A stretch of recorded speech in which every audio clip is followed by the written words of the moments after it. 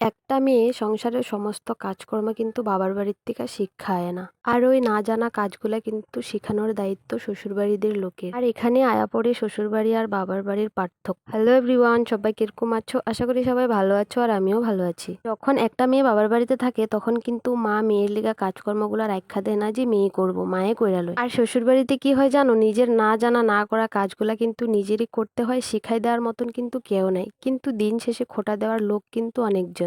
তো যাই হোক, সকালে ঘুম থেকে উঠা কিন্তু দেখো আমি ঘর বাড়ি সুন্দর করে ঝাড়ু ঝাড়ু দিয়া পরিষ্কার কইরা তারপর এখানে চুলার ছাইটাও উঠায় লইতেছি। আর এইদিকে আমি বাসি দুয়ারটা সুন্দর করে মুছা লইতেছি। আর যেই পরিমাণ ঠান্ডা দেয় বাবার বাড়ির থাকলে কিন্তু এখন 8টা অবধি ঘুমাইতাম, আর এখন বাজে 5টার সময় দেখো ঘুম থেকে উঠা পড়লাম।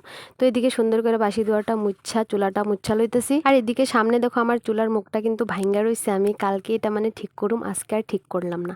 তো এদিকে ব্রাশ করতে করতে দেখতেছি মা আগুন ধরাইছে। যে পরিমাণ ঠান্ডা দেয়, ঠান্ডার ভিতরে এখানে আগুনের কিনারে বয়া বয়া রহর ডাল চলতেছে।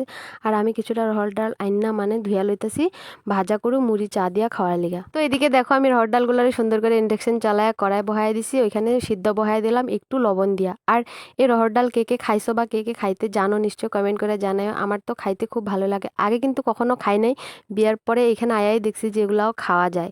তো খাইতে কিন্তু সেই টেস্ট। তো যাই হোক, এদিকে আয়া আমি বিছনাটা সুন্দর করে উঠায়া লইতেছি। আর আজকে বহুত দিন থেকে চা খাইতে ইচ্ছা করতেছিল, আমগা ঘরে মানে চাটা বানানি হয় না, তো দুধও আসলো, তো দুধ চা এখানে আমার লেগা আর শাশুড়ি মার লেগা বহায়া দিলাম। লাল চাও কিন্তু বানানি হয়েছে শুনুর পাপার লেগা। তো এদিকে লাল চাটা দুধ চাটা ঢাইলা সুন্দর করে মার লেগা লইয়া যেতেছি। এদিকে দেখো মা খেতে কাজ করতেছে, আমি এখানে রহর ডাল মুড়ি আর দুধ চা না সুন্দর করে দিয়া দিলাম শাশুড়ি মারে। তারপরে আমার চা আর আমার মুড়িগুলাও নিয়ে খেতে আয়া পড়লাম। একলা একলা তো চা খাইতে আর ভালো লাগে না, তো দুইজনে মিল্লা গল্প করে করে চা খাইতেছি।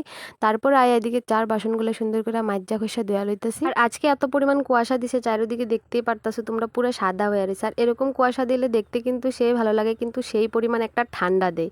যাই হোক, এই ঠান্ডার ভিতরে দেখো আমার গায়ে কিন্তু চাদরও নাই, কি করুম আর। তো এদিকে স্নান টান কইরা সুন্দর করে আয়া পড়লাম ঘরে। ঘরে আয়া সুন্দর করে সিঁদুরটা পরে লইতেছি। আর আজকে পরছি শাড়ি, সবসময় তো নাইটি পরা ভালো লাগে না, তো তার লেগে মানে আজকে শাড়িটা পরলাম।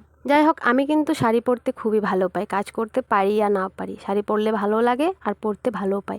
তো এদিকে সুন্দর করে দেখো আমি পূজা পাশটা কমপ্লিট করে লইতেছি। তারপর এখানে ভাত বহাইতে তো লাগবো, তো এদিকে দেখো আজকে চুলাতে রান্না করুম, তো আমার সুন্দর ডেকচিটারে অল্প মাটির লেপ্পা মানে রোদ্রে শুকাইতে দিলাম। তারপরে এখানে আগুন ধরায়া ভাতের ডেকচিটা বহায়া দিছি। আর এইদিকে দেখো আমার আগুন ধরাইতে কিন্তু একদম কি অবস্থা খারাপ হয়ে যেতেছে, আগুনটা একদমই ধরাইতে পারতেছিলাম না। আমি একদম আগুন ধরানিটা কাজটারে মানে খুবই একটা আলসি ভাবি, আমি পারি না।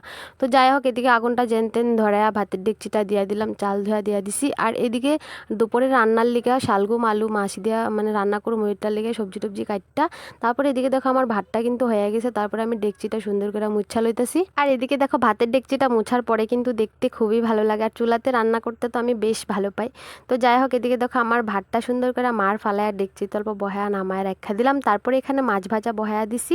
মাছ ভাজাটা নামাইয়া এখানে তেল দিয়া, তেলে একটু জিরা সম্বার দিয়া শালগম আলু সবজিটা বহায় দিলাম। আর এদিকে মাছটাও কিন্তু দিয়া দিছি। আর আমি একদম লাল লাল সবজি খাইতে ভালো পাই, এই সবজিগুলো কিন্তু একদম লালটা মানে কম হয়েছে, যেহেতু ঘরের মরিচের গুঁড়া, তো তার লিগে আর কি।